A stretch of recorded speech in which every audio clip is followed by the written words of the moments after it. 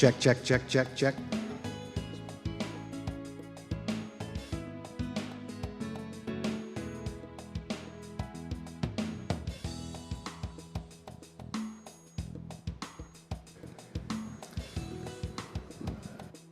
Check. There we go.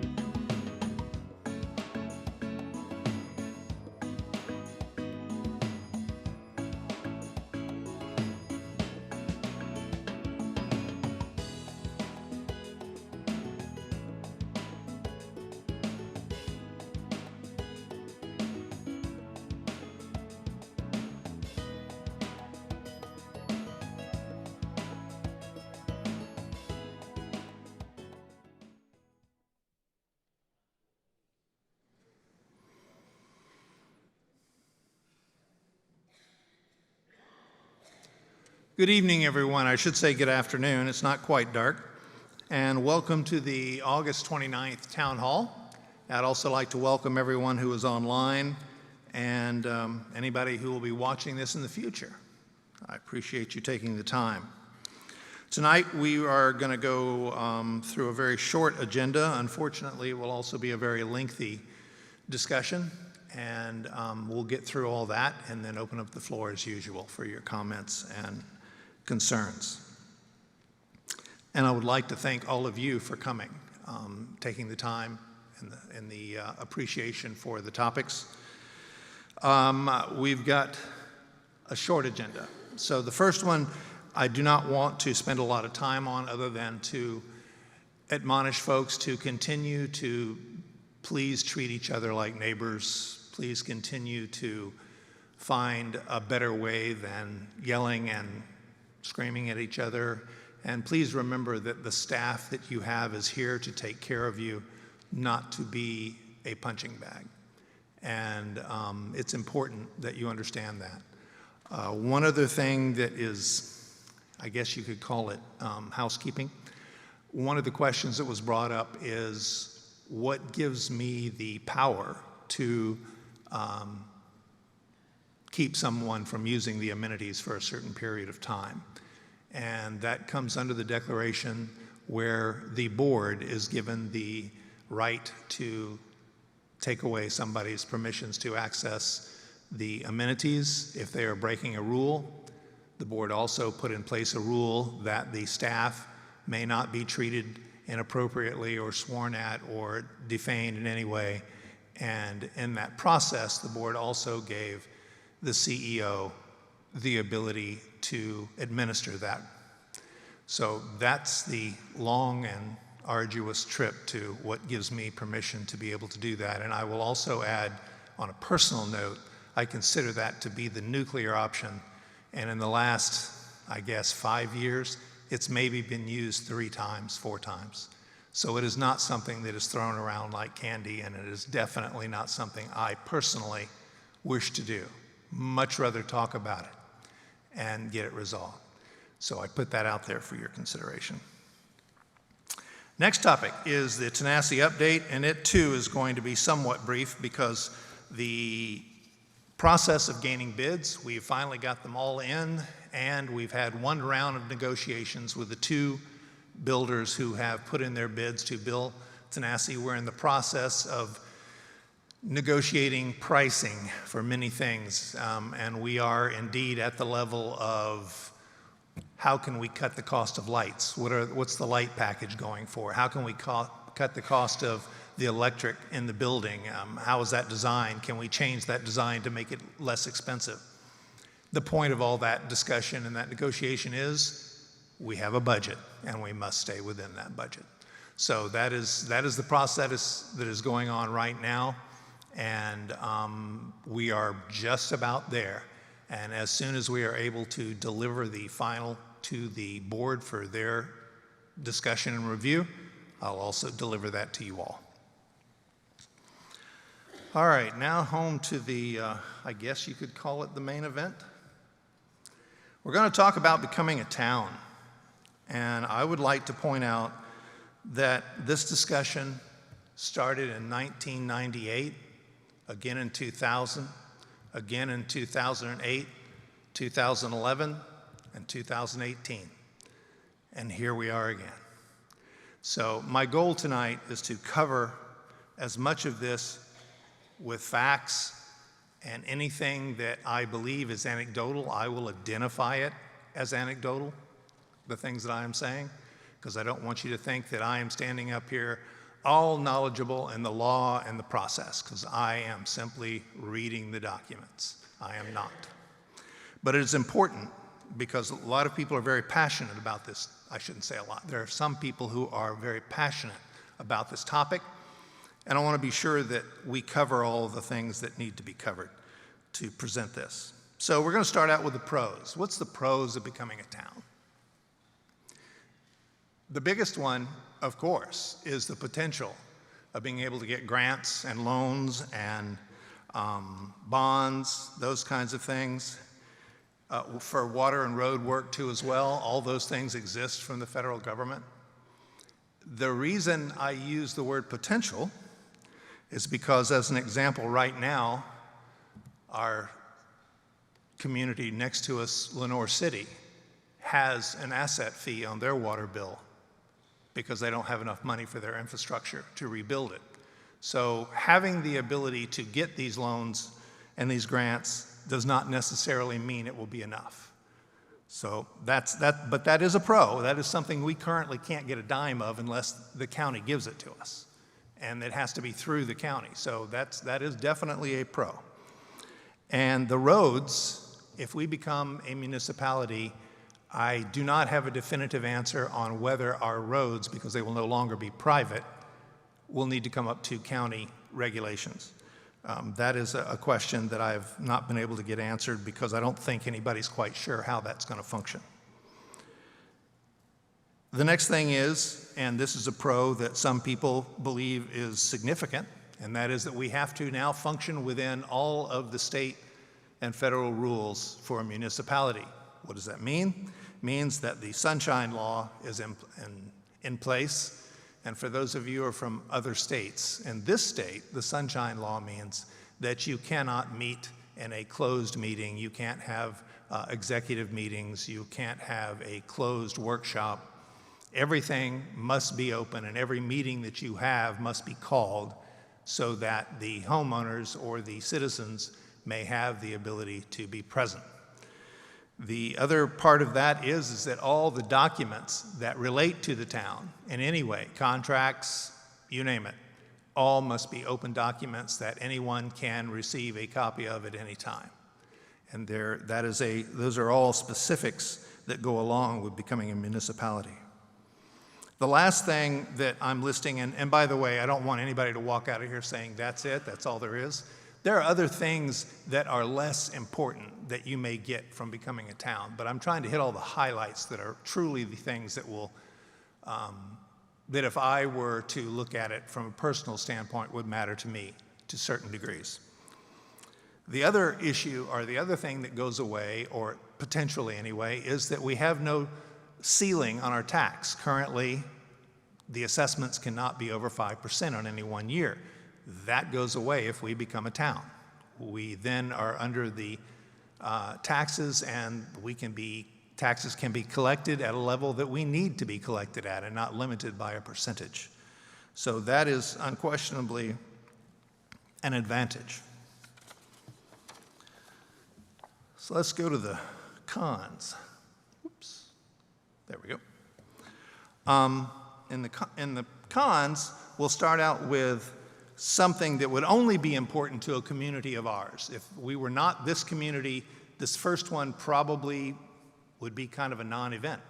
But because we have restaurants and golf courses and 1,000 boat docks and a gas dock and a wellness center and trails and a bunch of other things that all are associated with the amenities, all of those would, in one way or another, have the potential of going away. I don't know many municipalities that maintain restaurants. I do know a few municipalities that maintain golf courses. If you've ever played them, you may have an opinion on that. I know that the wellness center would no longer be a private entity. It would become a public gym at that point. So what that translates into, you would lose control of those amenities. Home values may go down in that. Now, I say that, and this is one of those things I said may be anecdotal. This may be anecdotal. And I say that because right now, if there is a home built in Farragut, and the exact same home is built here in Tellico Village, your home is worth more here in Tellico Village than it is in Farragut. Now, I can't say that that's going to make a difference in the future, but that is one particular thing that is out there and is a real number. There is no 5% assessment ceiling anymore. Taxes are now, I know this is the good news, bad news. Taxes are now levied at the level of need. The commissioners of the town would define what the level of need is, and they would define what the taxes would be. And as we see later on, as part of the process of becoming a town, you have to kind of define what those costs are going to be and how you intend to pay for them. So that's another one of those things that goes away. The POA itself has the potential of going away.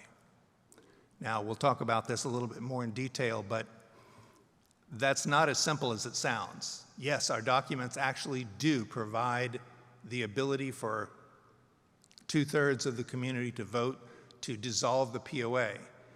It's the rest of the sentence that makes that a little interesting, and we'll get to that.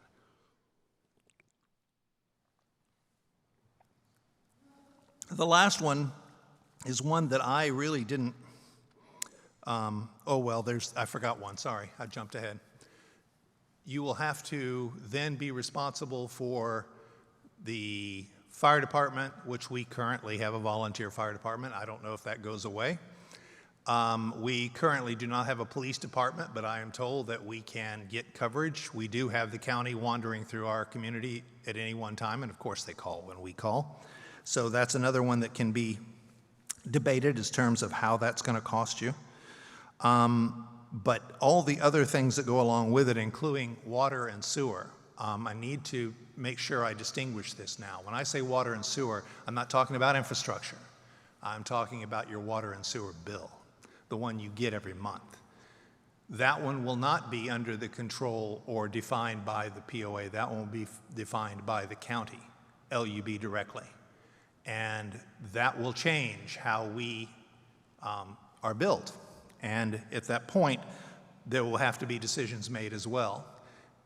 But the odds are it will be higher than what we're paying now, and that is true outside of the community. The last one is, again, I will say it's anecdotal because I don't know how that works. And I've not been able to find anybody who can tell me specifically how that works. But if you are taking federal funding, almost all the municipalities around us have to have low-income housing. Now, you may feel that that's not a bad thing, but in the community that we now live in, that would be a big change, a very big change. All right, let's get into the steps. Now that we've kind of talked about the pros and the cons, how do we get there? So the document, and I'll have a little clip of it later on here, the document starts out with the first thing you have to do to become a town is for the ownership, meaning the homeowners, has to put forward a petition where 33% of the homeowners signs that petition, as well as they have to produce how they're going to pay for that. And this is kind of a long bill, so let me say that again. They have to have a 5-year budget put together along with 33% of the signatures and to explain how you're going to pay for this. And when they say that pay for this, they specifically use the term private local funds. Let's see if we can get this to go to the next page. There we go. So we'll have to put a budget together that defines exactly how we're going to pay for everything. And the we would be the individuals in the community. The POA has no ability to be involved in this. The POA has no ability to fund this. It must be funded by private funds of the community. To be specific, most likely the 33% who signed the petition will have to come up with the funds in the beginning. I don't know that that's true, but that seems to be the only way you could define, unless you're going to say the entire community, whatever that is, will be a part of this budget for the 5 years, and they would determine that. Then you have to have, as I said before, the revenue has to be purely local from the homeowners. Then you have to, the second part of the petition part is that you have to have public hearings on the referendum. And that has to be published in the newspaper. Now, these are kind of trivial things, I admit freely, but they're things that you need to understand. These are steps that have to happen. This is just the beginning. Once you've done that, the second part of this process is you deliver this petition and your budget to the Loudoun Electoral Commission, and they put out a ballot. I'm told it's fairly simplistic as a yes or no ballot to District 7 and District 1. Those are the two districts that encompass Tellico Village, the main village of Tellico Village. And then the community would have to vote again to become a town. Now, this vote goes out to more than the 33%. This goes out to the entire community, and the entire community would have to voice their opinion about what they wanted to do, regardless of what the 33% has already said. Now, if that happens, then it goes to the commissioners for review. When I say commissioners, I need to be clear, the county commissioners for review. One of the problems at this point in time is that Kahiti has no say in this so far. They have no ability to say yes or no, and they obviously are not part of District 7 or District 1. They're in a completely different town and county. So if it goes to the commissioners, they have to approve, they go through the budget, they may find problems with the budget, they may not, but they also have to approve the 3-mile rule. Now let me explain to you what the 3-mile rule says. In short, it says that a new municipality, an unincorporated municipality, cannot be within 3 miles of any other already incorporated municipality. It's not real difficult to understand, and there's been some discussion about that. And I am told by a particular source that I believe that the commissioners have the ability to overrule this rule. And I know that indeed they have changed township areas or urban growth areas to allow for annexing. I don't believe they've used that power to affect a new town yet. So in the process of that, I went looking, and I know you can't read this, so we're going to put a link to this. I just wanted, you may be able to at least read the bill itself. Was at the Court of Appeals, the City of Oakland versus McCraw. McCraw is another municipality or an unincorporated municipality. And the part of this that is critical is they go through an outline. McCraw went to the legislation and tried to get their district's lines redrawn so that they would be qualified for the 3-mile rule. And the Court of Appeals, City of Oakland, came back, who was already an incorporated town, and said, wait a minute, how are you doing this? And the Court of Appeals agreed with the City of Oakland that said, I'm sorry, you can't change the rules and the boundaries, and you can't legislate to change the rules and the boundaries of the 3-mile rule, because you are taking advantage of all the ones around you that are already incorporated. Now, what that means is the rule is in place to be sure that no unincorporated town begins to take advantage or infringes on those that are already incorporated. And that language comes from the fact that Farragut was the last town to become incorporated in the state of Tennessee. There has been no town incorporated since then, almost 30 years. And there's a reason for it. These laws were specifically designed to keep you from becoming a town.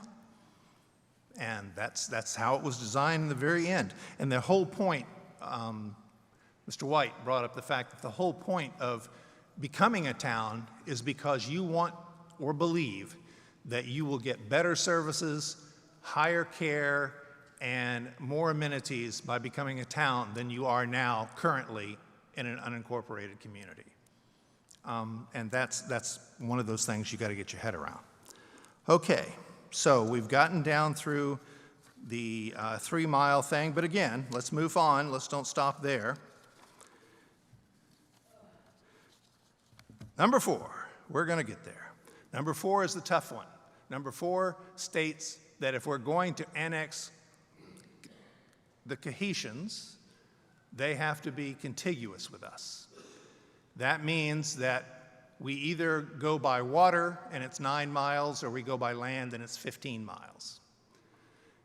And for them to become contiguous, I don't believe there's anybody, even the ones who are for becoming a town, that believe that's an easy task, because it will require fun things like possibly paying for the roads and the bridges between here and there.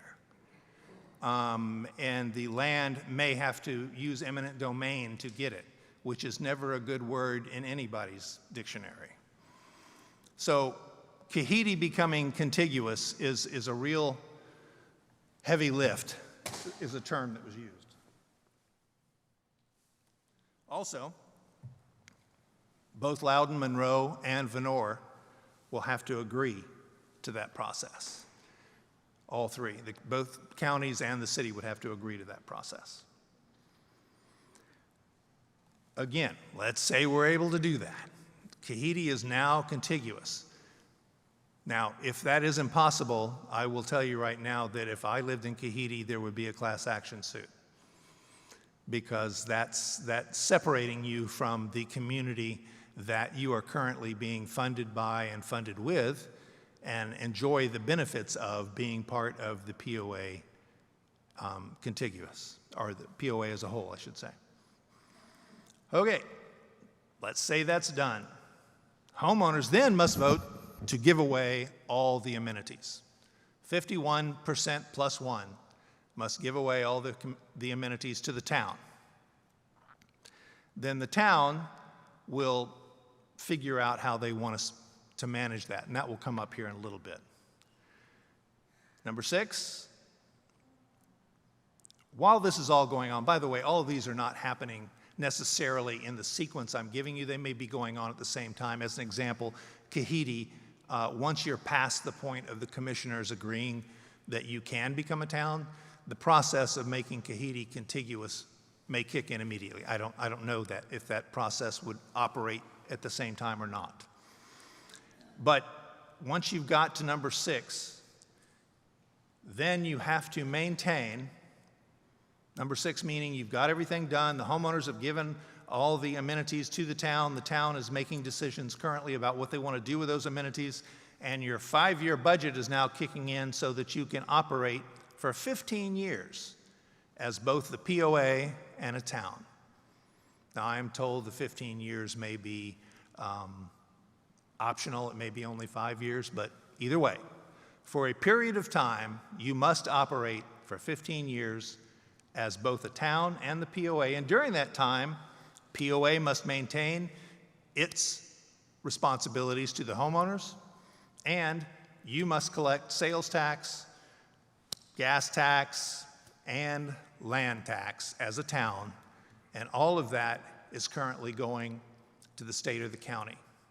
You do not get that money for those 15 years. And because the law also says that you cannot reduce what the county normally would be getting in taxes during that period of time. And so that's the principle behind that. And I guess if I were to be really honest about it, we don't have a lot of commercials going on here. We don't have a lot of things that you're going to get income from. And the land tax is your land, so it'll be taxes on your own property. But in terms of actual businesses that you can collect tax from, they're just not here. We're a community, not a city. Number 7, the very last one, and this is the one we'll spend a moment on. You have to have 2/3 of the community vote to dissolve the POA. Now, the problem, whoops, did I go back? Yeah, here it is.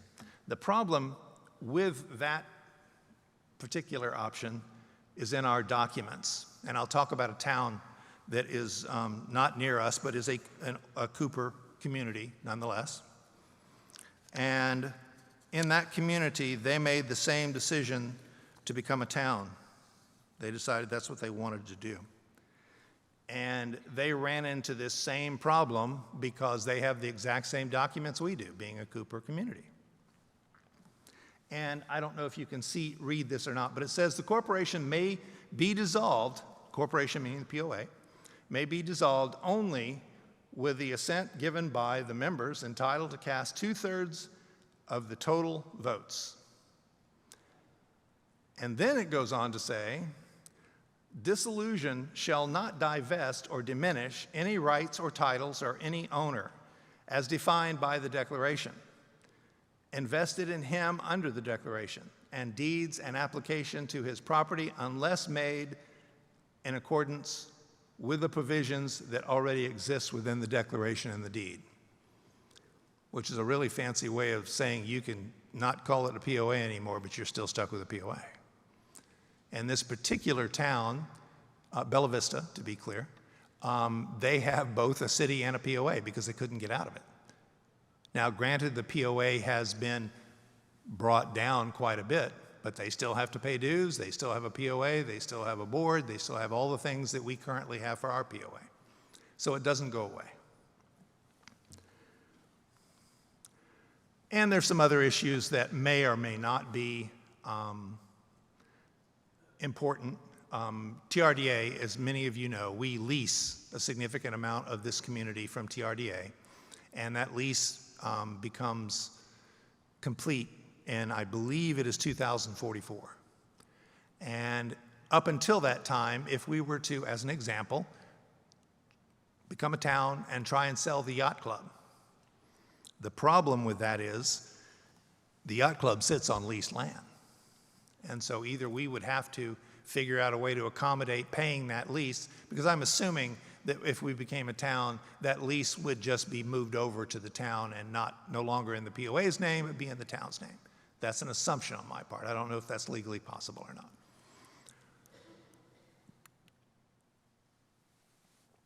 But if we were to sell off our amenities, we would have to figure out how to deal with that. As an example, if we wanted to sell our golf courses to a management company, we would have to have somewhere in that sales agreement that they would be paying X number of dollars toward the lease, because the town would still be on the hook for the full lease. So those are some of the things that we would have to work through. Now, I said it earlier, but I want to reiterate it. All of these laws, all of these statutes, all of these steps were specifically designed to keep you from becoming a town. And the evidence of that being the case is there's never been any more towns incorporated since this law was put in place, not one. And approximately 6 have tried, and all have failed. So all I can tell you is that's what they intended when they put this together. Last but not least, and truly, we've just spent the last however many minutes talking about all these things. They're not really the real question. The real question is, do you want to live in a community, a plan, and either plays on or eats in? We have a wellness center that has grown leaps and bounds. We have more members in our wellness center today than we have ever had. Well, there's a reason for that. All of you moved here for a very, very specific reason. To enjoy all this stuff, to be a part of this, to be a part of this community. So, in closing, on this topic anyway, I basically want to suggest that because of this ruling of the 3 miles, we probably don't qualify right at the gate to become a town. We probably don't. And given the legalities that the POA nor the board can initiate an incorporation process, the decision belongs specifically to you as homeowners. So I need you to read into that. I'm saying you are still in control. If you really still want to become a town, the petition is there. You have the right to do it, and you have the right to pursue it. And that would be your option. And it would require the petition and a significant financial commitment on everybody's part. The real bottom line here is this has gone on for a very, very long time. to no avail. And so I would like to submit that at this point, the POA is not going to address becoming a town again. We're not going to go over this and have another meeting like this to review it unless something changes in the Tennessee laws or something specific changes in how they wish to operate a town becoming incorporated. There's nothing we can do about that. There's nothing I can offer you as a CEO. There's nothing the community as a POA or the board can offer you to make that go away or make it better. But again, I go back to that really isn't the question. The question is, where do you want to live? What kind of community do you want to live in? What kind of advantages we have in this community? It's great. I moved here for a very specific reason. I'll be more direct. I moved here for a job, but I built my home in this community for a very specific reason.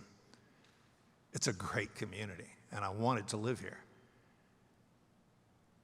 And I believe that the majority of you sitting out there or those listening to this did the exact same thing. You moved here for all the advantages this community offers. That's why you're here.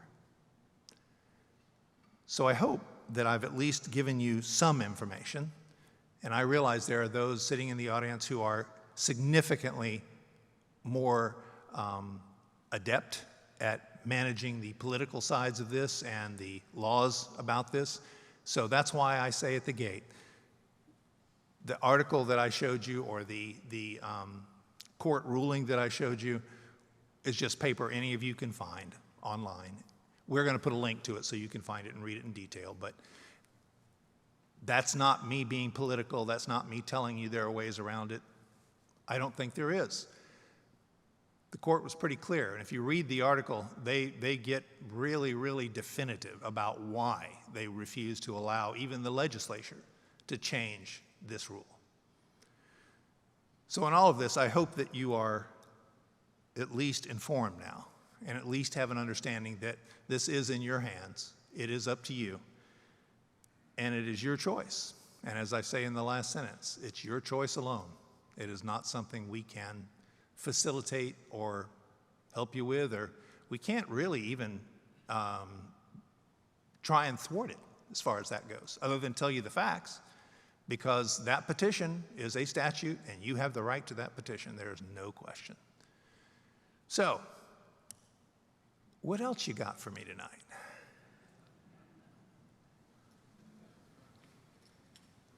Hello. Jump in. Hi, Chet. My name's Larry Foys. I live here in the village. Can you guys hear me? Yep, you're on. Okay, I'm going to read a little statement here. Tellico Village has an approximate budget of $31 million, excluding reserves, with about 10,000 residents. Loudoun County's budget is $23 million for a population of 57,000 residents. The major cities we are close to are Lenoir City with a budget of $15 million for approximately 12,000 residents, and Loudoun with a budget of approximately $11 million for approximately 65,000 residents. To be clear and to make this comparison fair, no school taxes or dollars are covered in the Loudoun or Lenoir City budgets. However, it also does not count golf and restaurant revenue we accrue, even though our golf courses are subsidized by the residents each year. This means, based on our current assessments, we're paying approximately twice as much for less services than the surrounding communities, even before the extra $80 per month water and sewer surcharge goes into effect. It's very apparent that we must do something different in Tellico Village. Our current model of governance and funding is unsustainable. As a result, concerned residents of Tellico Village are investigating the information and plans required to execute the steps necessary to incorporate as a municipality. This effort is already underway.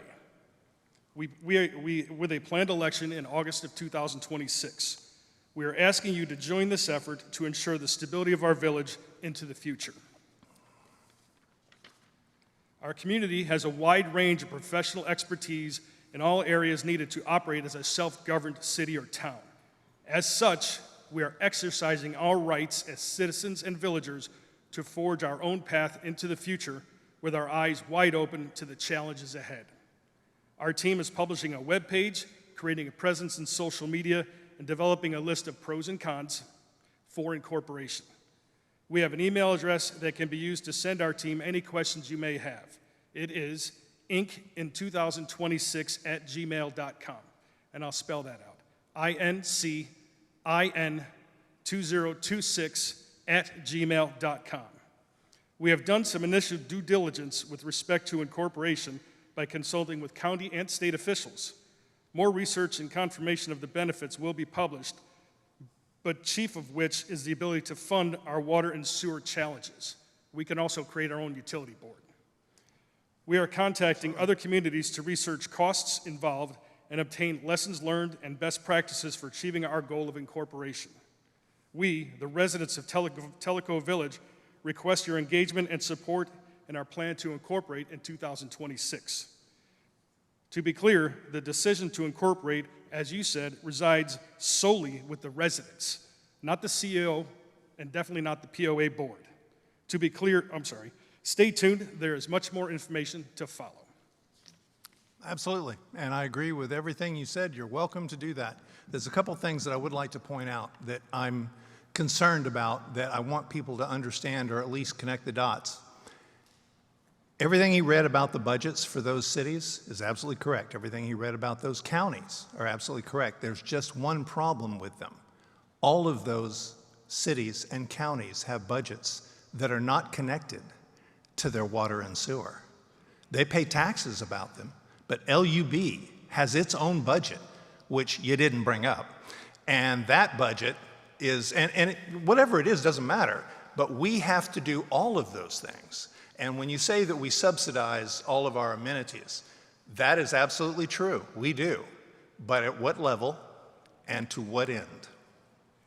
Okay, so like I said, we can get our own utility board. So that problem is going to be moot as far as the comparison you're making with Loudon and Lenore City, because we have the right as a municipality to get our own utility board. Absolutely correct. And in doing so, you're still going to have to buy water and sewer from LUB. Sure, at a lower rate than we're paying right now, I might add. Okay, Ed Grolman, I'm on the POA board currently. Previously, I was with Long Range Planning and Government Affairs, and this came up twice in the previous 8 years that I was on those committees. I wanted people to realize something impact this, real impact to your day-to-day. Okay, golf, guys. So golf, there is no membership fees anymore. You are now paying the rate. So you're going from $49.75 a round to $80 a round.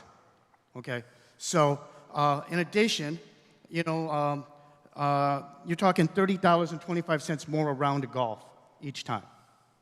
Okay, that's current rates today. No blue book, no red book. So no ACC to regulate what kind of house is being built by you, what color it is, what size it is.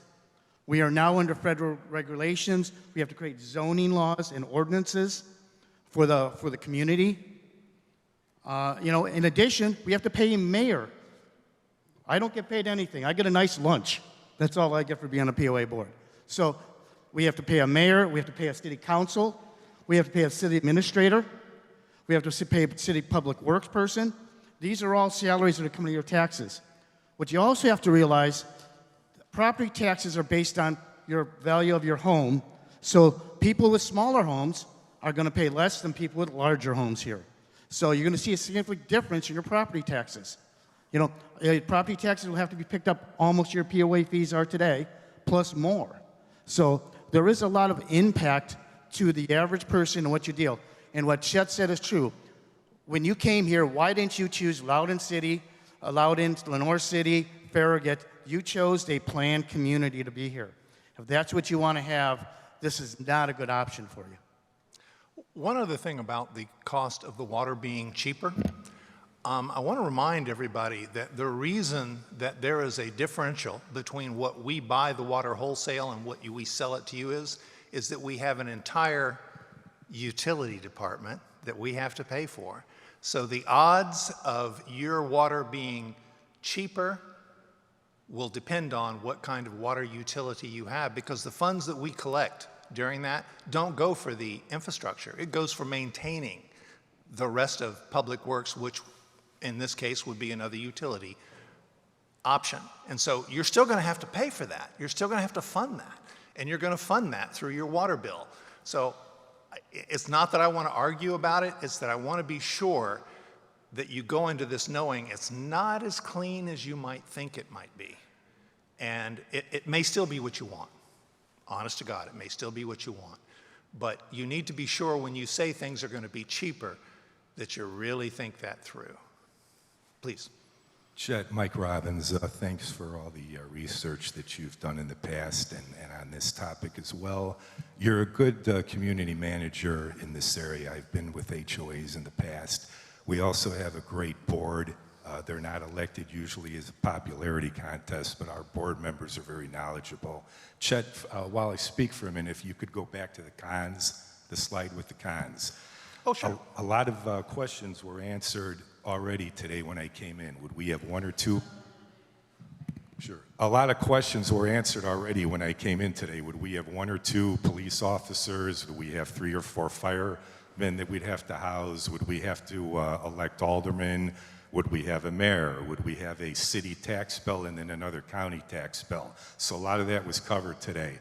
One thing I'd like to bring up, my wife and I had 3 beautiful acres at an area 30 minutes outside of Cookville. It was called Riverwatch Golf Club. Riverwatch Golf Club is on YouTube.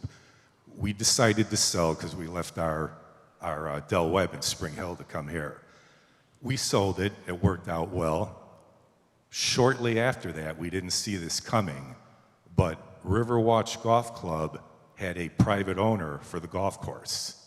He decided to sell. Some millionaire that owns the restaurants downtown Nashville decided to buy it and told everybody it's going to be 15 to 50,000 membership and it's going to be $100 every time you golf. Of course, he's going to put white sand in now and whatever, fix this thing up. We already sold the lots. Thank God we didn't build there. The entire community was upset. So up there, when it says we would lose all control, during the move here, the process of coming to the village, I did my due diligence, looked at some of the board meetings, and I reached out to Pat White at that time, before I lived here, who's standing behind me, and I told him about this, and I said, can one of our golf courses be sold? What can happen with the amenities? He gave the equivalency of, no, you own a home, you own 1 share in the community. That'll never happen at Tellico Village. I believe we own 1 and maybe lease 2. I don't know if it's changed since then. So I was glad to hear that. But right now at Riverwatch Golf Club, ever since that happened, Chet, it's just upset the hell out of everybody. They're all golfing somewhere else. They're not golfing at that golf course. So I think in general, when you look at this whole thing by and large, it's a horrible idea. Especially also the difference with the 2 entities with our Tellico Village being in 2 different counties. So this whole thing's a horrible idea. And you had mentioned in the last board meeting, I watched it yesterday. I've been out of the loop for 3 or 4 months with some family issues, but you had mentioned this kind of needs to be quashed one way or the other. It's just a horrible idea. Thank you. Well, I want to be clear about that. I am not in any way telling the people who want to do this that they shouldn't. That's their choice.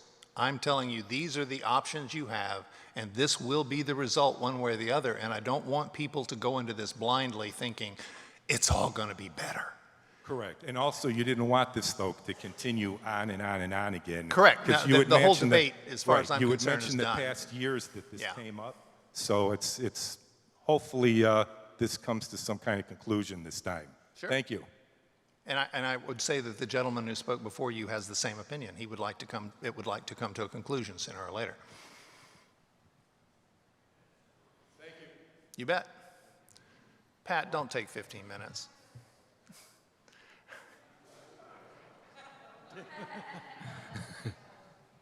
Yeah, okay, we got this.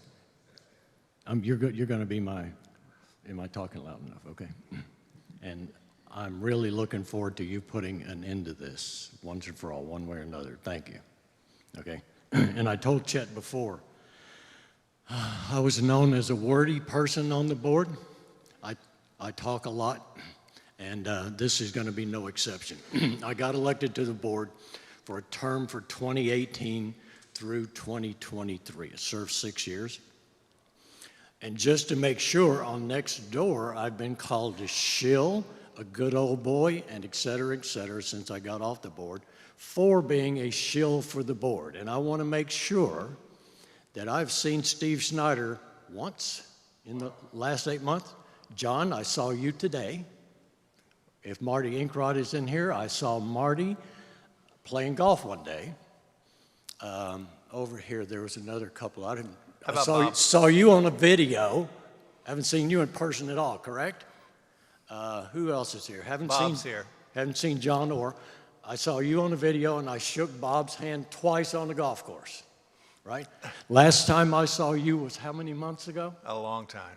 Like 6, 8 months ago. Yeah, at least. This is me talking. This is not a board member. This is a guy that worked on this and dealt with this for the last 6 years. And I've got all the backup documentation. If you want to stop me after, I'll give it to you. You run a copy, you give it back to me. I apologize, but here goes. Okay, you're going to get 15 minutes. I have asked people, what are the benefits of incorporation and how do these benefits compare to our current status? No one gives me an answer. There have been a few respondents that have explained that incorporation would be difficult, but it could be done, quote unquote, difficult but could be done. And less response have been included that an incorporated city would be able to receive grants, issue bonds, and put up city collateral for loans. Minus the grants, this is more operating under debt, which he talked about. One person sitting in the back provided me with a study from the University of Tennessee Municipal Technical Advisory Service, otherwise known as MTAS. And it says in that study by UT that there are 3 threshold requirements for an incorporation referendum to proceed.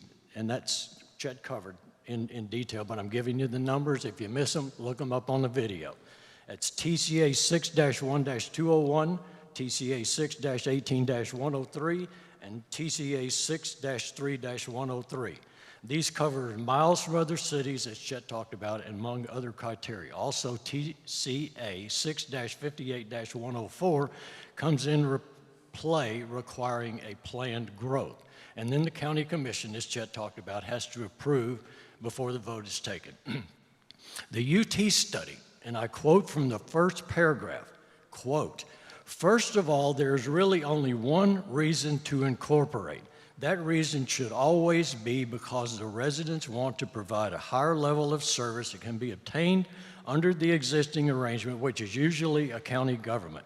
If there are other reasons behind the incorporation, it is almost guaranteed there will be many problems as a new city tries to survive," unquote. Next quote, "Constraints come in the form of limited resources. Residents must be willing to pay for it." And then I've got to go to the study itself, but under counties funded through local sales taxes.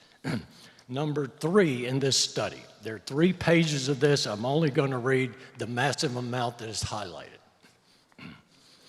Number 3 says impact on governmental entities. One way counties are funded is through the local sales taxes. One half of those taxes automatically goes to the local school system. Other half is distributed to the local government in which the sales tax was generated. In newly incorporated cities, the county is held harmless for 15 years with the base amount of the local sales tax generated in the incorporated territory continue to be paid by the county.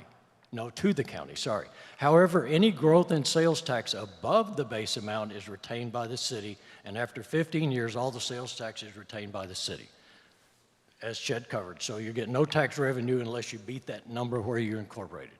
The next one is that revenue pie containing those revenues does not increase in size when a new city incorporates.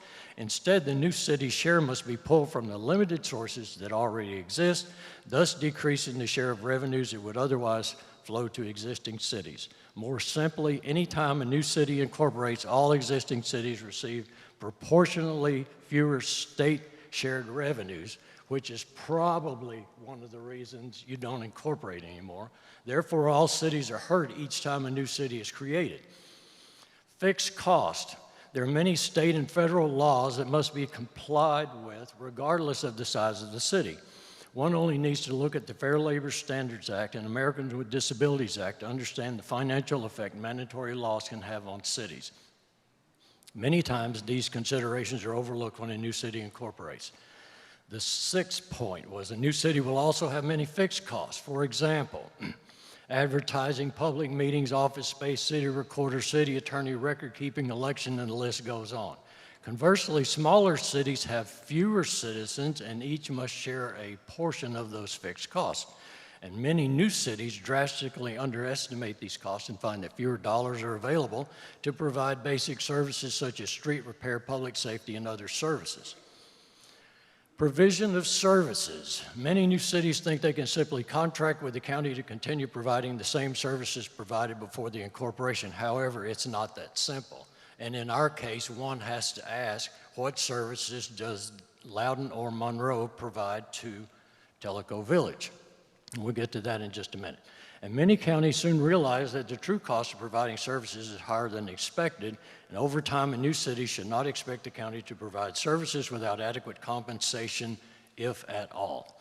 Many new cities think they can simply become a city and not provide any additional services. It's going to be a minute, Joel. You might want to have a seat, buddy. I know, but I introduced and I'm talking and I haven't said anything in 8 months. So not to mention the inevitable demands for water or sewer service or increased police or fire protection. And many, many issues and requests for services must arise over time, and city residents will expect action. They need new dollars to pay for services. It's almost inevitable. And then we get level of commitment. And for those, for those and many other reasons, a corporation should only be considered if residents want and are willing to pay for a higher level of service. Operating a city is very difficult, can't be done without commitment from qualified elected officials, on and on.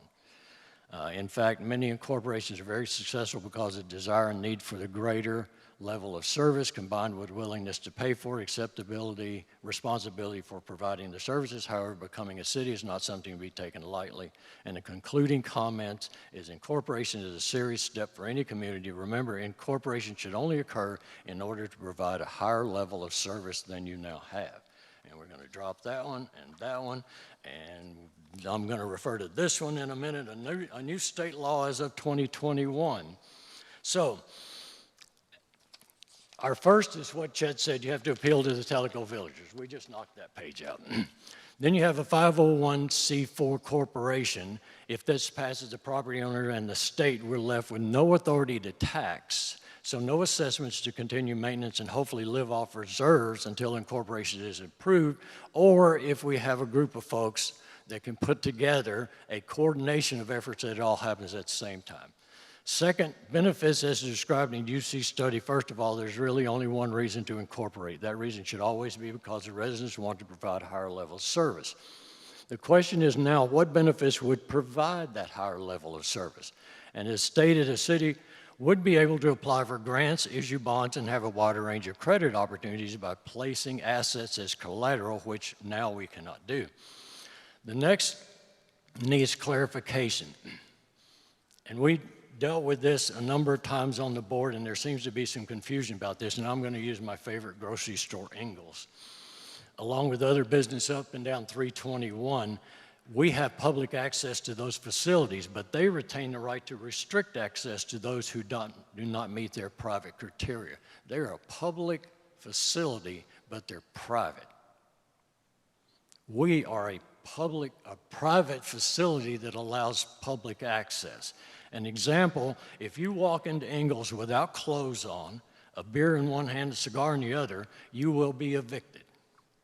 It's the same with Tellico Village. We're a private community that allows restricted public access. We allow non-property owners to play golf, and we limit that number, use our restaurants, limit the use of recreation facilities, and when we incorporate, that goes away.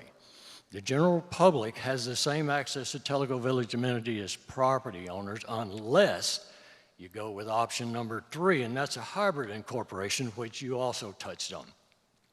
Property owners retain the privacy of amenities, golf, rec, boat slips, facilities, restaurants, and no subsidies, because the community's not paying in anymore, which means that the amounts now being subsidized will have to be made up by price increases, which is what Ed talked about.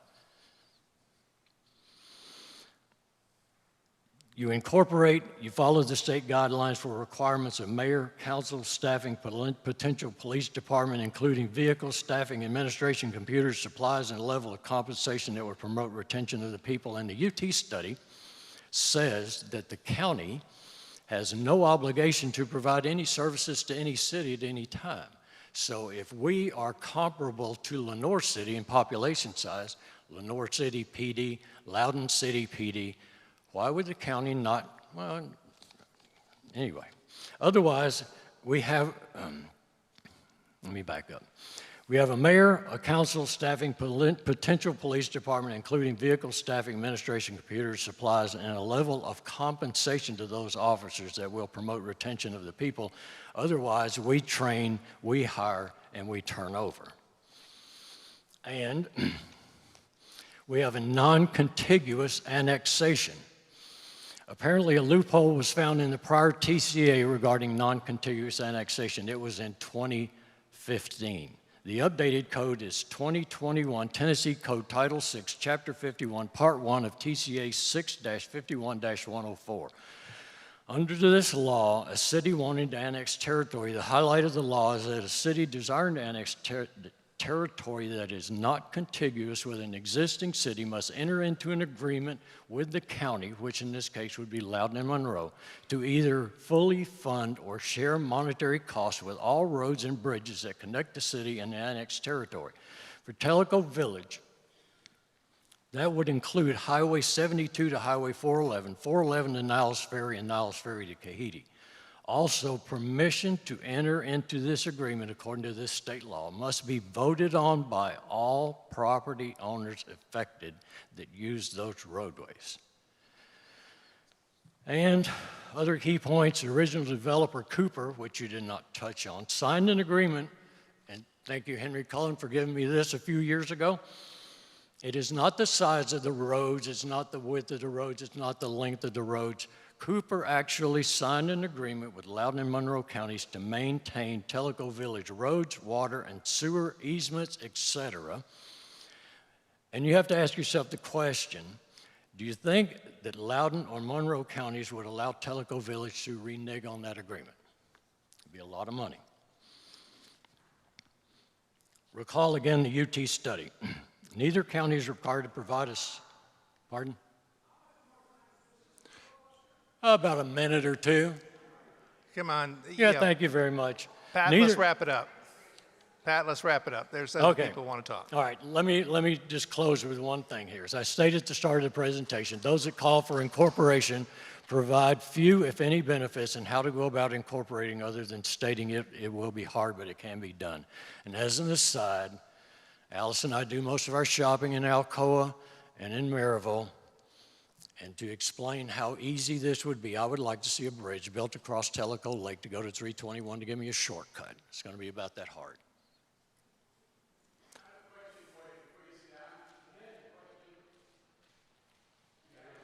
If you want to come up to the mic, you can ask a question, but there's a gentleman in front of you who, you're okay, yeah.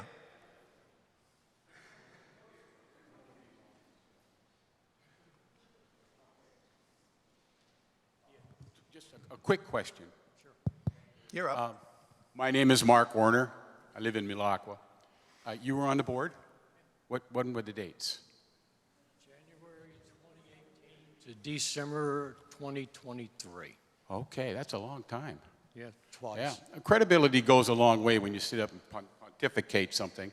So I'm asking you, why didn't you solve the water and sewer problem while you were in the board? And that's why people are... So you can't answer the question. Sure I can. You want me to? Sure. You ask the question, I'll answer it. So when we first got on the board, I think Steve was there. There were a couple other people. I don't think there were. But anyway, so we get on this board and we're discussing with PSAC Ken was back there at that time, and we were discussing how do we continue to provide water pressure to Tellico villagers, because at that time there were people moving in. It was after the 2007-13 recession. People were moving in, water pressure started dropping because of the use. Jacobs came in and did a study, and that study showed that we had adequate water volume at the time, but didn't have water pressure in certain neighborhoods. So in the neighborhood that Cap Purvis was living in, if you go back and watch the videos, Ken can shake his head yes or no. The one I live in, which is north in Kahiti on a high point, the water pressure went down, and they went into those neighborhoods and put recycled pipes in there. They fixed those. The next issue was, let me get it straight now. The next issue was water volume. And the volume was determined that Loudoun Utilities Board could not keep up with the tank by the recreation center. When the people started watering during the summer, it went down, down, down. Came up with a new contract with them, and they agreed to put that in, but at the same time, well, he just said he's sorry he asked. You want me to answer the question, folks, So or you're far, not? you haven't told me why you didn't do it. I'm telling you all the reasons. All you gave me is the reasons why this happened, but you didn't say, well, this is, you still didn't solve the problem. You were on the board, you didn't solve the problem. Now we have the problem. Yeah. And this is the point we're coming to here. All we're saying in this whole thing is maybe there's another way to do things other than the way we do it today. Sure. Because today doesn't seem to be working. And the reason it's not working has to be the way we're governed. At least look at it. That's what we're saying. We're not saying it's the right thing. I'm not even for it or against it. But Sure. you have to start looking at ways to solve your problems by not reinventing things, but you can't keep doing things the way you are and say, it's fixed. So you haven't done that. Then what you're saying is that when it was determined that Loudoun County was going to put in that water tank, we should have just left it there. No, I'm not saying that. Then what is What your... I'm saying is I go back to my original question. Why wasn't this problem solved 6 years ago? Because it's a 35-year-old 6 system. years. Oh, come on. We had a problem, and for 6 years ago, when you were on the board, and I'm not just pointing at you, Pat, we had a bunch of boards before this, and the problem was never solved. You're not the only board. Bruce Johnson was a president of the board. I've been here a long time. And actually, if you and recall... it was never solved. And actually, if you recall, it has never been fully identified. Gentlemen, the two things I want to be sure is that it's clear that you believe the board should be taking care of that, correct? So a couple things that I want to throw out here, and then Joel, please, it's your turn, brother. And I'll be very, very precise. None of this happened yesterday. None of it. It's all been accumulated. And I agree with him correct when he says if we keep doing what we've done in the past, we won't fix it. He's absolutely correct. Can't argue that point at all. If we would have been collecting our reserves at the level we are currently collecting them, you would have never known this was even going on. It would have been taken care of. We would have designed it. We would have taken care of it and had it done because the money would be there. Now, there are other things that we're working on, too, to change, because you're absolutely right. We cannot continue down this road without some changes and doing some things differently. But that doesn't happen overnight, and nor did this problem happen even in the last 6 years. But we have to take steps. That's why I say I can't argue with his comment. It's true. We have to, and we have to make changes. And I'll say one more thing, and then Joel, you're up. Last comment is, if you don't use our amenities, and you really have no desire to play golf, or you don't own a boat, or you don't patronize the restaurants, I would suggest that you're probably right. A town is what you would see as the best thing. No question. You're up. Good afternoon, Joel Reed, Tellico Village. Just a couple of quick questions, and then maybe one that may need a little bit of your elaboration on. But this Bella Vista was kind of an interesting concept, right? I think Pat said option number 3, there's a hybrid, right? Yep. So in the full incorporation, golf courses, restaurants, rec centers all go to the incorporation. In Bella Vista, when did they incorporate? Do you know? Who? Bella Vista. Oh, Bella Vista, they incorporated probably, I forgot one thing that is key, and it really is key. They're in another state. They're in another state. Understood. And so I apologize for not pointing that out too as well. But they did it it was in mid-2000s. Okay, 2008. So did they keep their golf courses? In restaurant and rec center? Nope. They kept it, right? But They gave kept away, some of them, they didn't keep all Did they of give them. away sewer and road maintenance? Yes, the incorporated took it. I didn't say water. I said sewer and roads.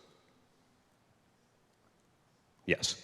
And what is their monthly POA fees? Oh, their monthly POA dues are $40. $40 a month. And you said the POA's shrunk, correct? So I'm just going to, my last question is, so in your points, agenda items, behavior 1 and incorporation 3. So the behavior issue you talked about, and first and foremost, I would never condone cussing at somebody, being personal with somebody, yelling at somebody, getting physical with somebody. That's very egregious behavior and it needs to be addressed. I can't agree more. You mentioned that there was a lot of hate mail. Rick Dram came up and said there was a lot of hate mail.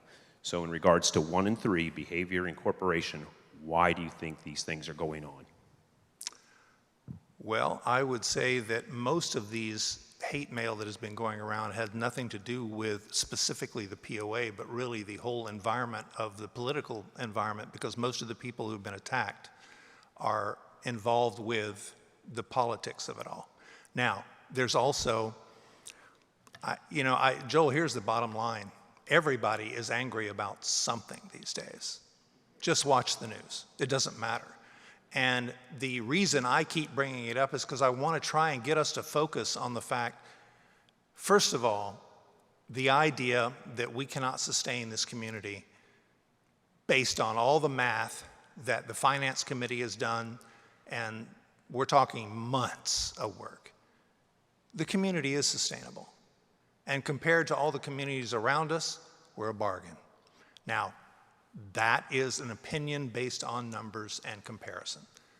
All of you sitting out there who pay into this community like I do may have a completely different opinion. But those are the dollars and cents that float around us. So the hate mail that you're getting is not, there's nothing in there that's specific or repeated? It's not specific It's to, random. like for instance, I've gotten one email that was specifically driven by the $80, and I can't class, and I need to be clear. I personally have not received hate mail. I personally have received mail that says, if you do the $80, you're gonna kill my finances. And so that's about the $80 and their personal position. But that's not I don't classify that hate mail. Hate mail is where you're telling somebody, you're attacking them personally, you're threatening their personage and their belief systems. Okay, fair enough. I think that what you said there about the $80 a month, I think is a bigger issue than it's kind of like the elephant, it's the gorilla in the room we're not talking about. And that may be a lot of the reason why there's a lot of people that are angry, and there's a lot of people, there's maybe hate and so on and so forth. So again, I don't condone any of that egregious behavior in mistreating employees, but I think as a leadership team, shouldn't we be asking why these things are going on, why people want to incorporate, why we have behavior issues? That's my only point. Thank you for your time, appreciate it. No worries.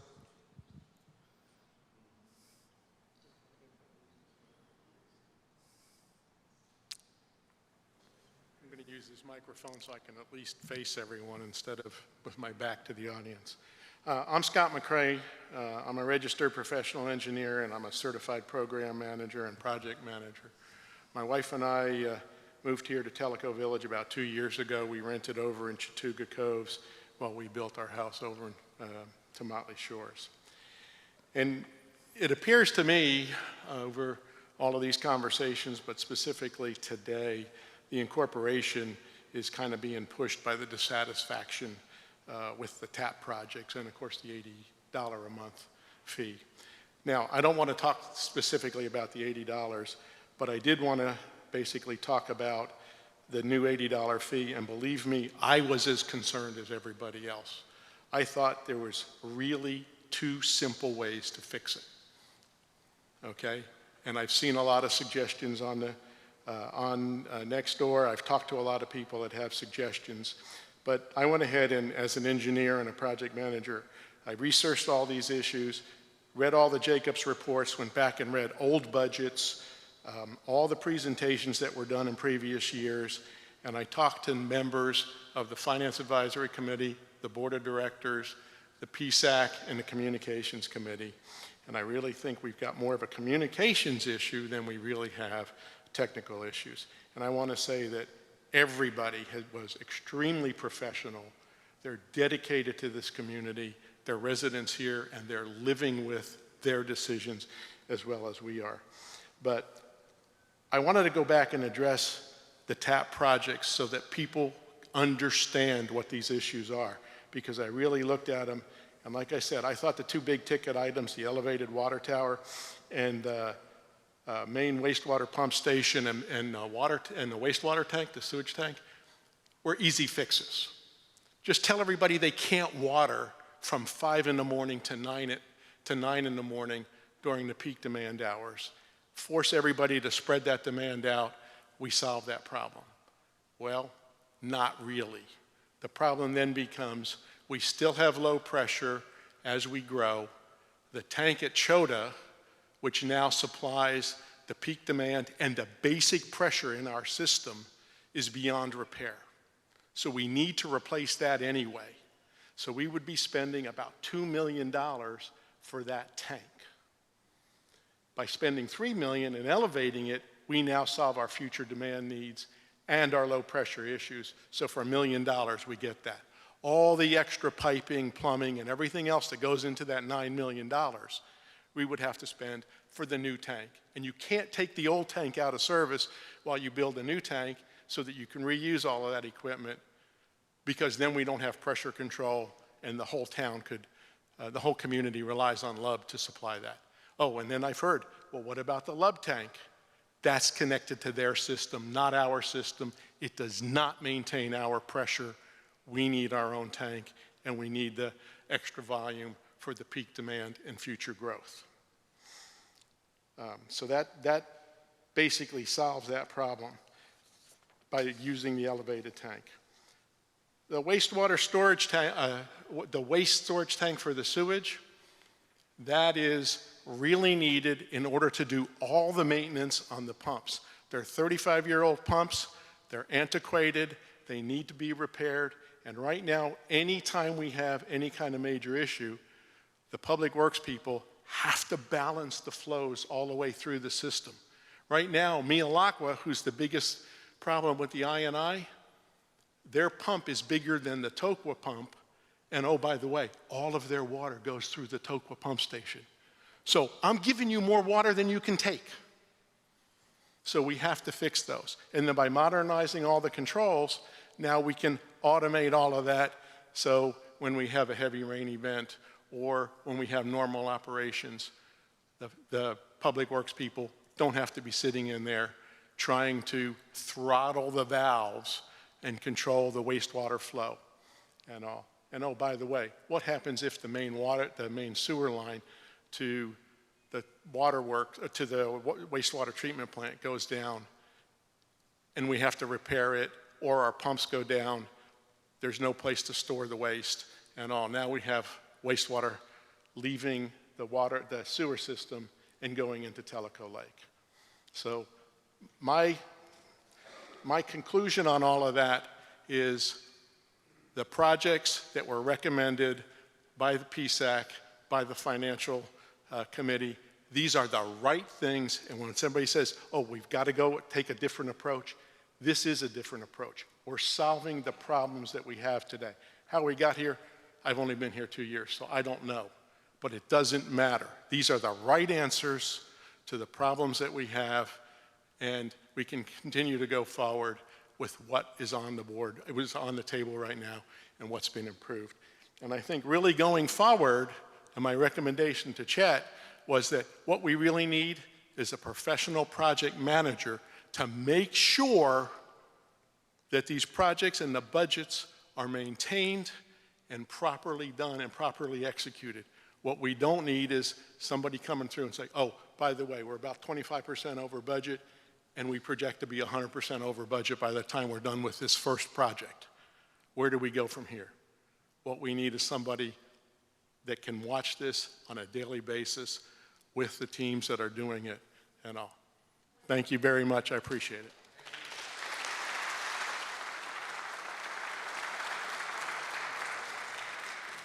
And not for nothing, the board has already recommended that we hire a project manager for these. Good evening, I think. Yeah, it is. My God. My name's Chris Hoffer. I've been a resident here for a little over 5 years now. And, you know, we wouldn't be at this point in time talking about incorporation again if there wasn't some dissatisfaction with what's going on presently and the governance within Tellico Village.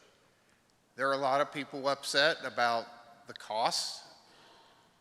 You look at this water and sewer project, I'm not disputing.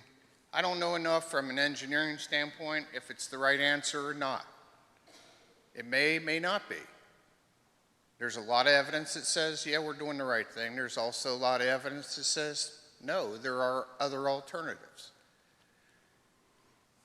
So my point is here is I don't think that any of us in this whole room really know the answer whether we should incorporate or not.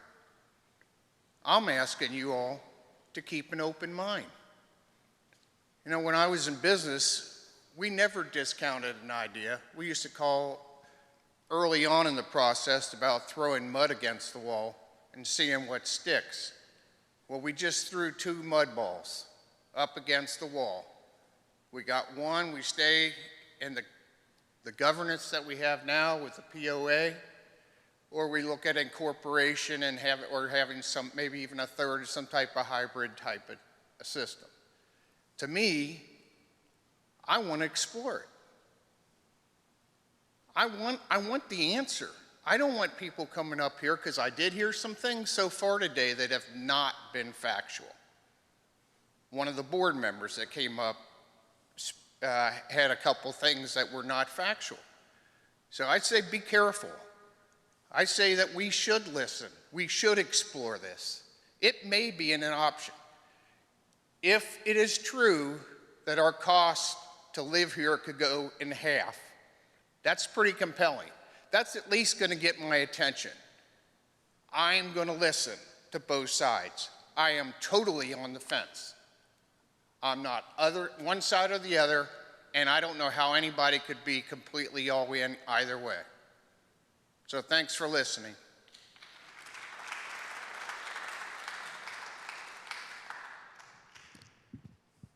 Good afternoon. My name is Rich Palulak. My wife and I are residents of the Tanasi neighborhood. We live on Tecumseh Way. We've been here for 4 years in our community. My question to you, Chet, has to do with the Tanasi Clubhouse. Yes, sir. 2 days ago was the anniversary of the fire that destroyed that building. Yes, it was.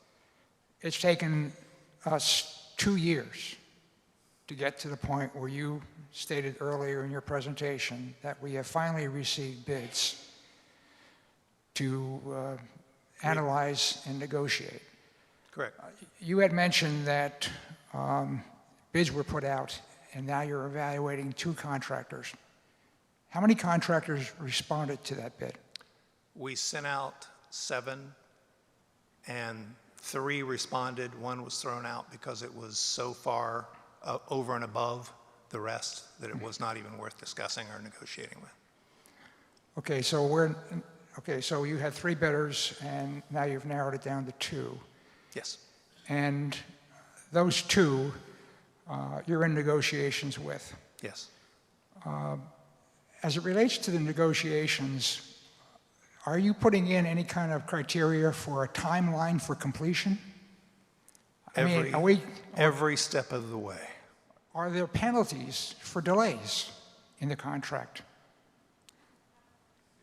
Will there be? We don't have a well, contract, but yes, there will be, because we have, there's time involved in this, and I understand, or at least I think I understand, your concern about how long is it going to take to get the thing back. Amen. And so that is our concern. That's why we are pressing ahead as hard as we possibly can. And once we get that contract, there will be time constraints. There has to be. With penalties? Yes. Good. Well, the only reason time constraints work is if there's penalties. Right. The other question is that you had mentioned is that you're negotiating because you're trying to maintain the budget. Correct. What is the budget? $11 million. $11 million? $11 million. That's what the board has put forward. Okay. All right, that's all I need to know. Thank you. You bet. My pleasure.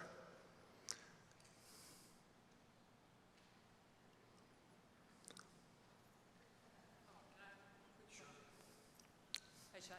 Hey. Karina Gamble from Tokwa. I've lived here for almost 4 years. Okay, can you hear me? Kind of have to eat the mic, sorry. Okay. My question to you is, will you be exercising the same due diligence that you're exercising for Tanasi rebuild? Would you be doing the same thing for the water sewer project? Every step of the way. Because I think the concern here, sorry to interrupt, the concern here is that it's not going to stop at 80. Next year it will be 160. The year after that it will be 200. So that is a concern that I think most of us here have. Sure. And we'd like to see strong project management and some good oversight, because you're right, this is a wonderful place. I love Tellico Village. I came here for the golf courses and all the facilities. What I don't like is that I'm close to my retirement. I don't want to worry about the water and sewer backups. I've never lived in a city where I have to constantly worry about it. Sure. That's And a so perfectly I reasonable really thing. need a good solution.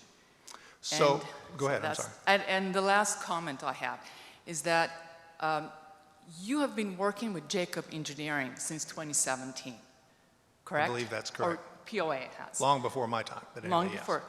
And you're dealing with Jacob Engineering. So what is Jacob Engineering going to do differently that's going to fix the problem? What are they going to do differently? Well, I think almost, I guess, it relates back to the gentleman who was up here who said we have a communication problem. Okay. Over the last 5 years, again, before I got here, PSAC and Jacobs have been at war about what's the right thing to do. And they have gone back to Jacobs and said, no, that's not going to work for us because.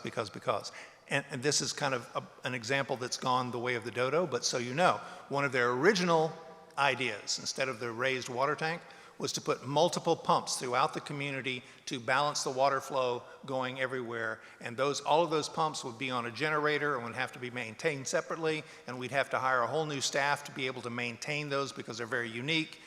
And I'll use the term, I'm not sure if it follows through exactly, but high tech. And PSAC said, no, you're not fixing a problem, you're adding expense. And so we have gone through a lot of this. But to your earlier point that I wanted to focus on for a minute, we are indeed under the agreement that we must have good oversight, because Jacobs will be overseeing the engineering part of all this. But I want somebody working for the POA who's watching over Jacob's shoulder. Good. As to what's going on. And to his point, we cannot be even 2 months into this project and somebody going, oh, well, you know that price we said? Not so much. Right. We need to be very, very careful as we do this. And one of the things that I'm concerned about, back to time, I don't want to waste any more time. As soon as we have those engineering drawings, get it out to bid. Let's get it done, because the longer we delay, I'll use the perfect example, and Tanasi has been the quintessential example of this. When Tanasi burnt down in August, September, I went out and said, what's it cost me per square foot to rebuild Tanasi as it was? That was $278 a square foot. By January, it was $313. By March, it was $400. Now it's at like just under $5, somewhere in there. The number, and we haven't, from that point to now, we haven't really made that many changes in the design in terms of higher or lower. So the amount of square footage going up is insane. And I can guarantee you the amount of what's going to cost for this, we have to stay on top of, and we have to act, or it will continue to grow. And that's true of all of it. It's true of everything that we're working on. I think that's the concern that we have, and that's one of the reasons that we wanted to incorporate. It is not because we want to have higher services, according to Pat. It's because we want a service, and that is water, sewage. Sure. And All if makes that sense. is something that can be done with this $80, with some strong oversight, Yes. then I mean, I don't see the reason for us to become incorporated. Well, at the end of the day, I will stand by this. It is always and it will be, and I will be the one who stands up here and support it when everybody else says no. You as homeowners have the right to make these decisions. It's your home, it's your community. And my point is my task is to be sure it is managed as tight as we can possibly make it and as well as we can possibly make it. And the board, as well as the homeowners, have to decide at what level they want it to be maintained at. And in terms of cost, in terms of those things, we have to stay on top of it. Cost overruns are like a dirty word in every community. And the last thing I like to say is that if you like to put this to bed, may I suggest putting that to vote and provide 3 options: no incorporation, incorporation, and hybrid. And let's see if people will vote for that. So here's and my... then make sure that you put the pros and cons Right. and give us the responsibility as homeowners to do the due diligence and find out what are the pros and what are the cons. We have the responsibility to find that out. It's not And I just think there are people who are looking at that. I think that was what that gentleman's point was. But my point still is that, and I know you don't, maybe I'm not using the right words, but the POA as an entity that it is has no right to play in that pool. We can't.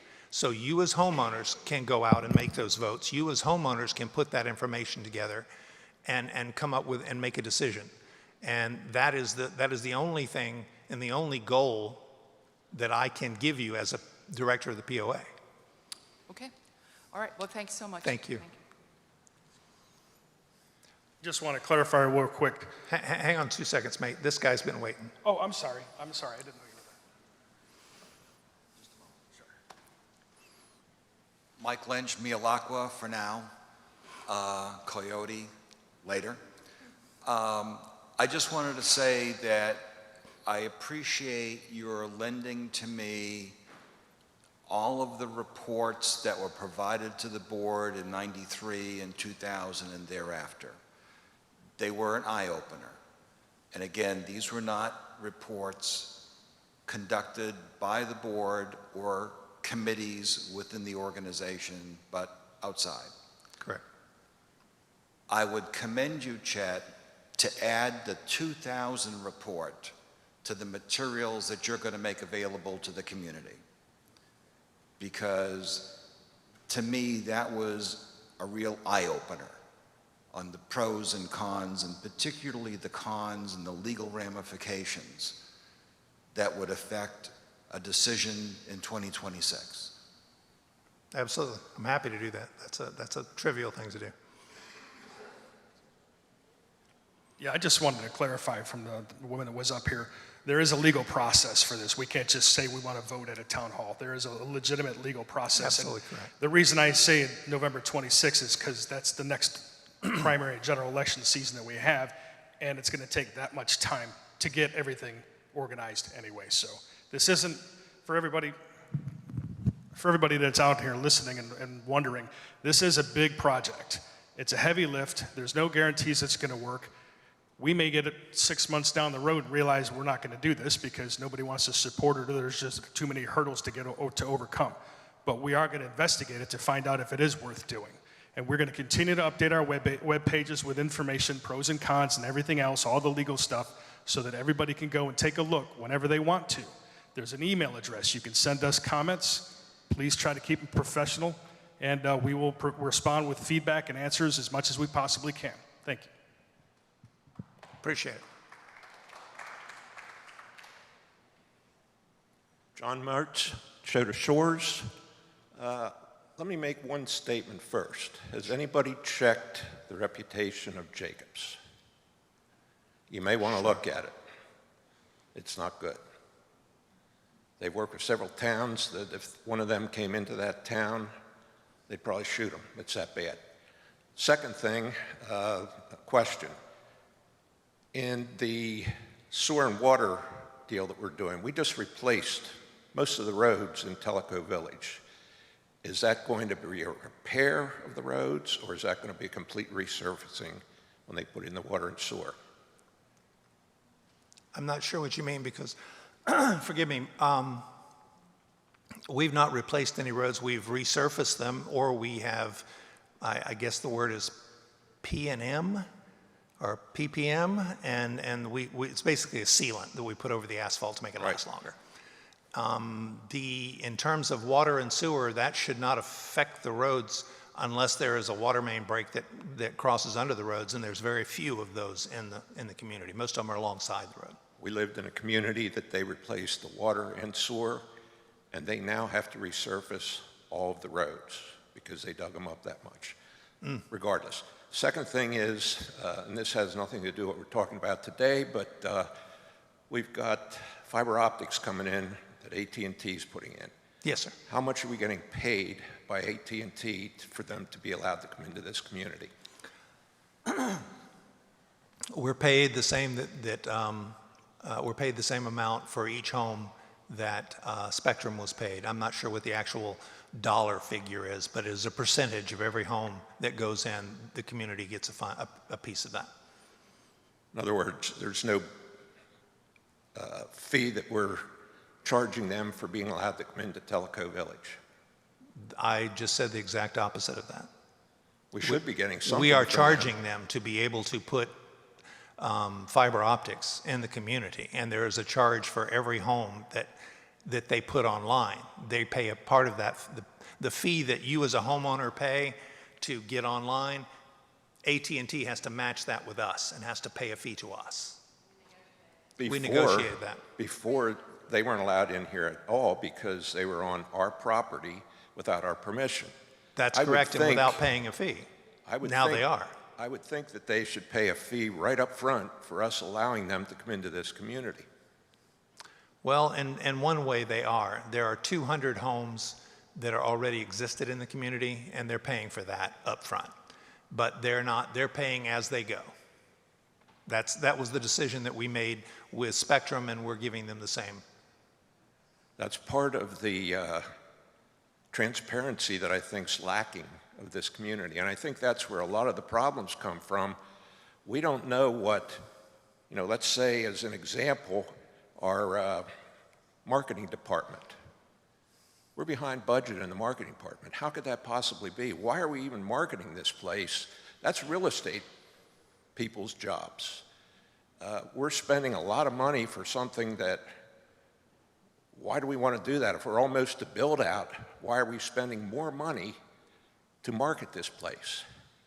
Well, let me answer that in two ways. We're almost to build out, but there's 100 homes right now for sale. And the marketing that we do throughout the country and in here is helping those sales to go through.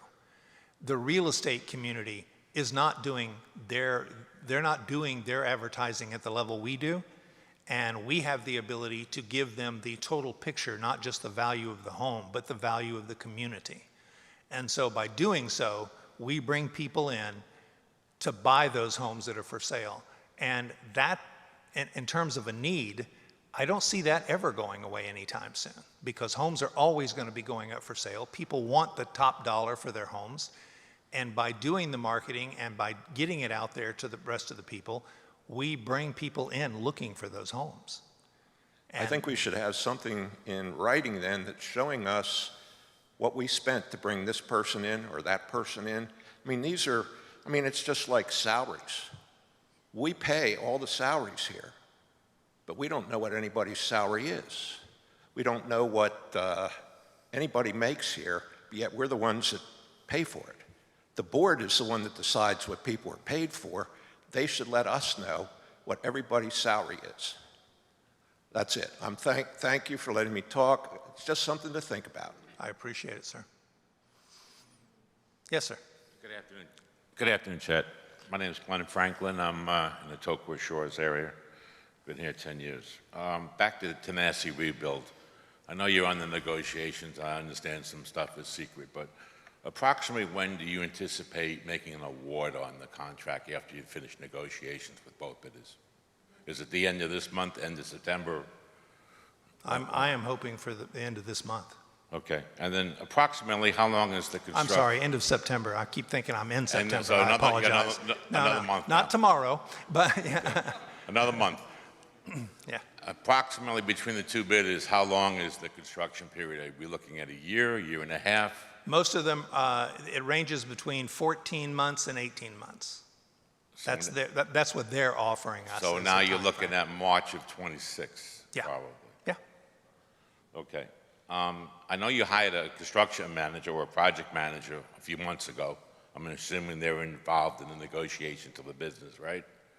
Of these bids and all that? No, we haven't hired anybody in that regard. We have a committee of construction people who live in the community. Back to one of the gentleman's other comments, we have a lot of people who are professionals, and they have been assisting from day one in how we build this, and in the contract negotiations, they've been involved with that. The committee So there is no one project manager for this? There is no currently one project manager. However, to the point that was made earlier, as we get down to the bottom contract, and in that I have been instructed, at least to a certain degree by the board, to hire a project manager, they will be involved.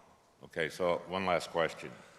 Once we make the award, let's say the end of September, I'm assuming that the team or the committee and the project manager, the impact to the Tanasi operations, as far as obviously when you start constructing the parking lot, the ability to, and the removal of the putting green to a larger parking lot, if that so is the final design and the final agreement with the two bidders.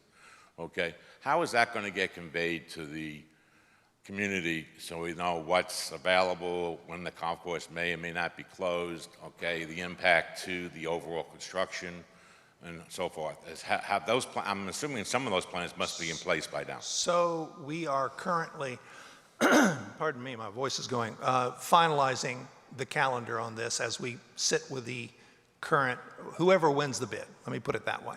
Whoever wins the bid, we will sit down with them, and back to the earlier question, there will be dates, there will be times, there will be time penalties, all of those things. And once that's put in place, then we will present the calendar to the community. And that calendar will be updated on probably as much as a monthly basis, in some cases a weekly basis, depending on what the issue is, so that homeowners are aware of exactly what's going on at Tanasi. And that can be done multiple ways. It can be done through a telegram. It can be done by being posted at Tanasi. We can bring it up and talk about the calendar every time I have a town hall, as far as that goes. Oh, one other thing. And I'm going to digress for 2 seconds because it just reminded me that I was supposed to bring this up. The day that the last document for those who want to run for the board is September 6th. I think there was some confusion about it being the 3rd or the 6th, but it is the 6th that document needs to be back into the office to Karen if you wish to run for the board. Sorry, go ahead. Okay. I apologize because I forgot all about it. And the temporary facilities, the temporary pro shop we have now and the cart barn, the temporary facility, are those going to be removed for the permanent structure, or what is the plans for those two? We have to time that. Part of the challenge of this whole project is parking, and then once we get the parking nailed down for the moment of being built, then we start working about, okay, what are we doing with the cart barn? Then once we get past that point, what are we doing with when is that magic point when we have to move the current clubhouse there? But All of those things. both of those facilities are not part of the permanent plan.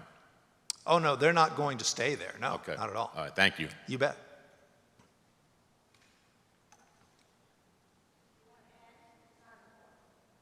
Please, come right on down.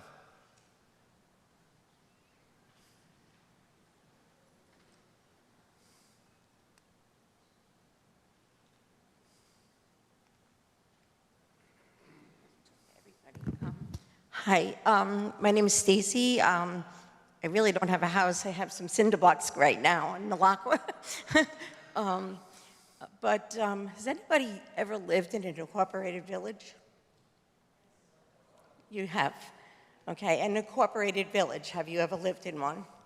It's not always the best thing. I grew up in one. Mine, I was lucky. I lived from, you can tell I'm from New York, right? I lived on Long Island in an incorporated village. I was born and raised there.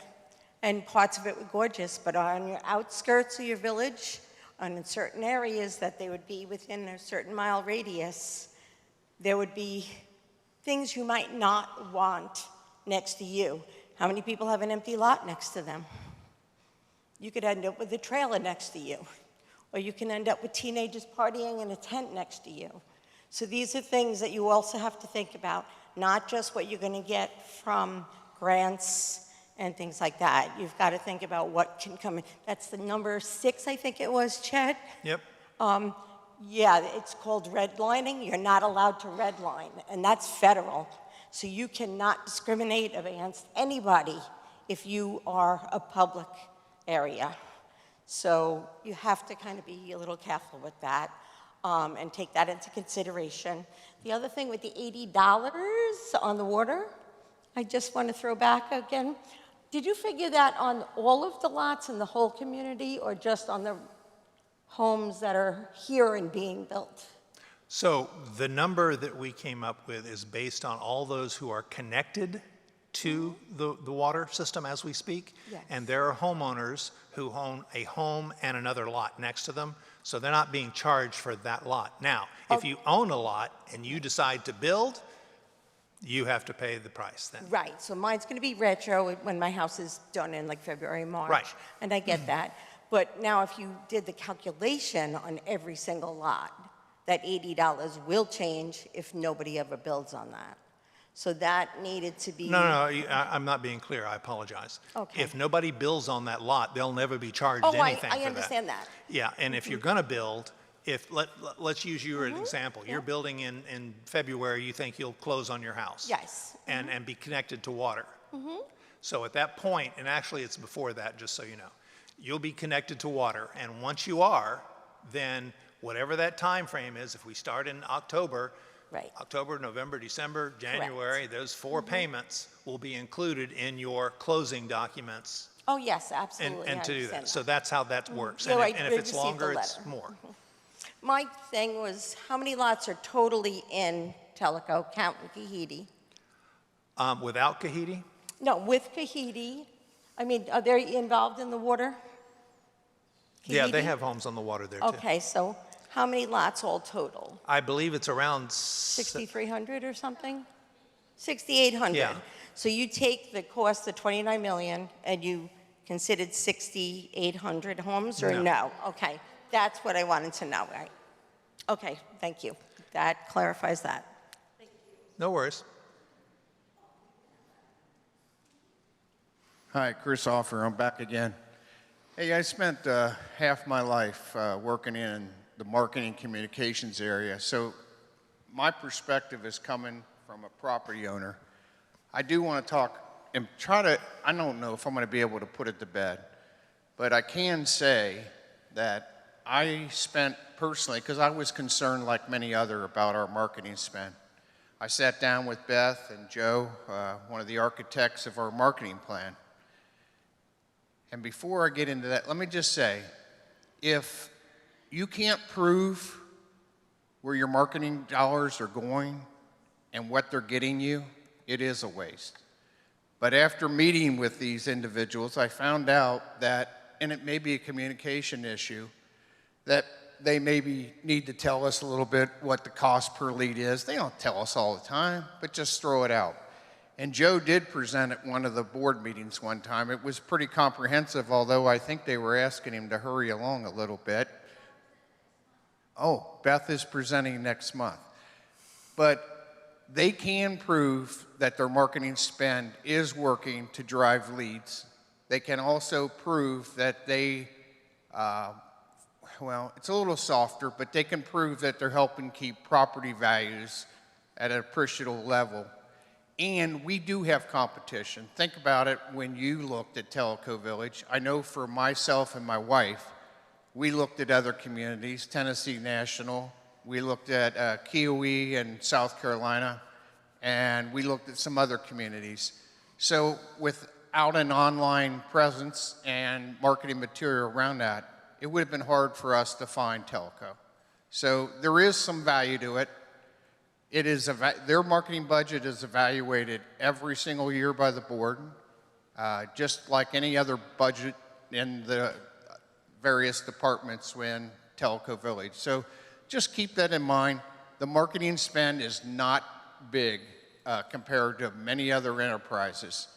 Sure, it'd be nice to have zero, but it'd be nice if we didn't have to pay for water and sewer too.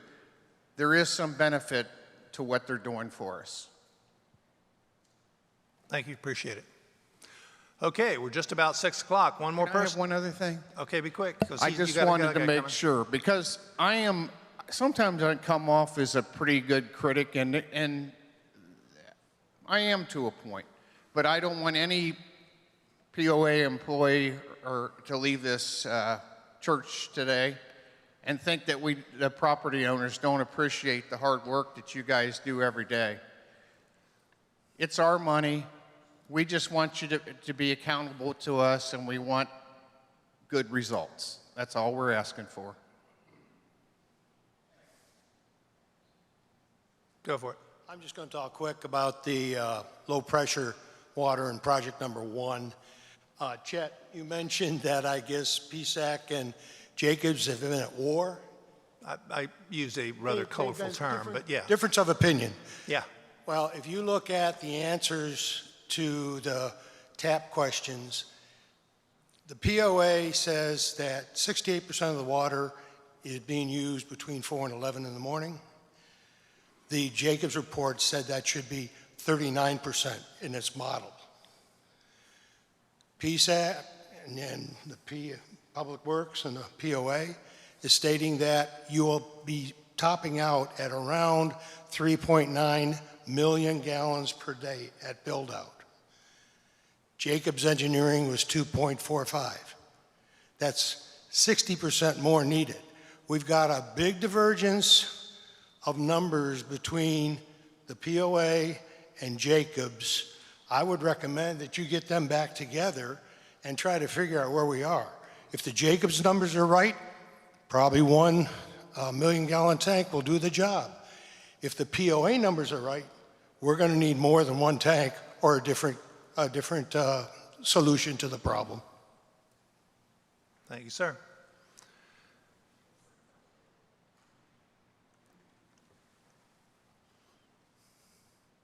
My name is Esther Garrett, and I live in Coyote Coast. And when I moved here and built my house 3.5 years ago, I decided to do a zero footprint, which means ecologically, I don't mow, I don't water, I have a dry yard, I do rocks, I do pine straw.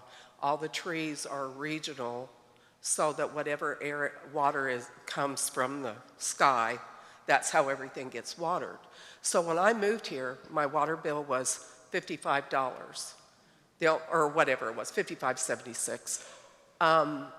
In the 3.5 years that I lived here, I only had one time where my water bill was just outrageous.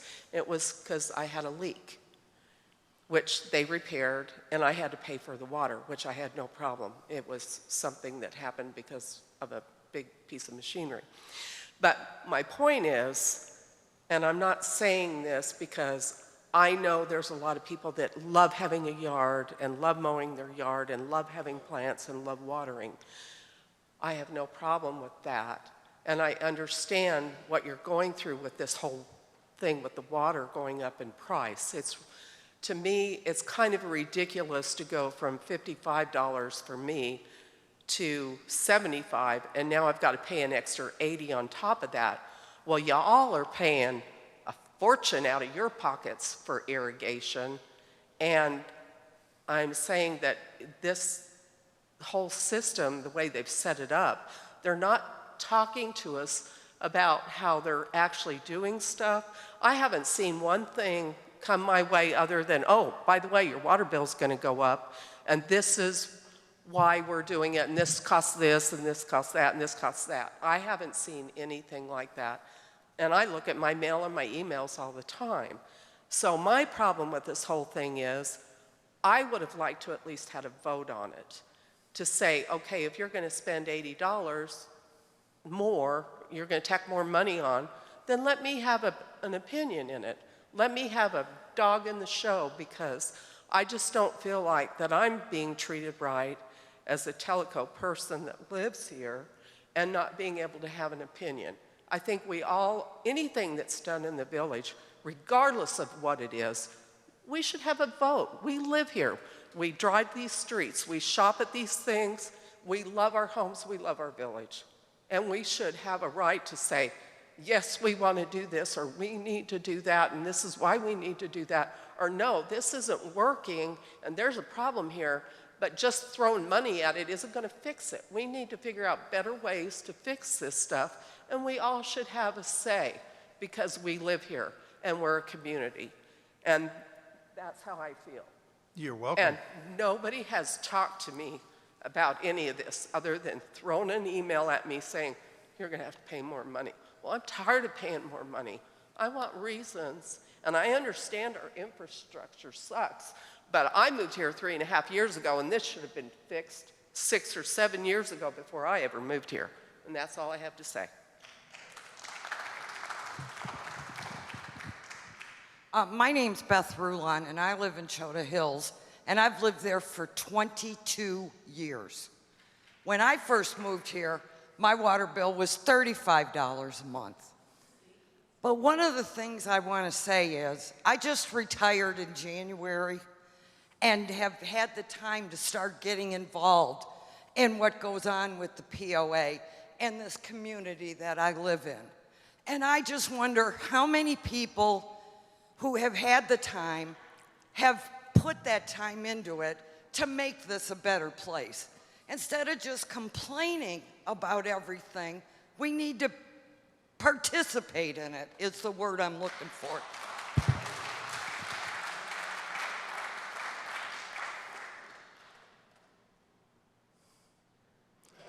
All righty, we're at 6 o'clock. I appreciate everybody hanging in there. Thank you for everything. I appreciate your comments very much. Have a lovely evening.